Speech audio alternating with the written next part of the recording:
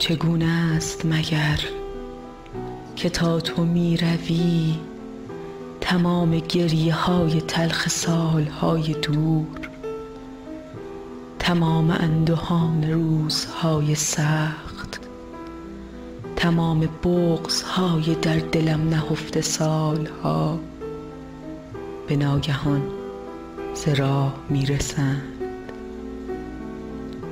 چگونه است مگر که تا تو می روی تمام عاشقانه ها، تمام نقل های عشق های ناشکفته ناتمام به خانم هجوم می برند.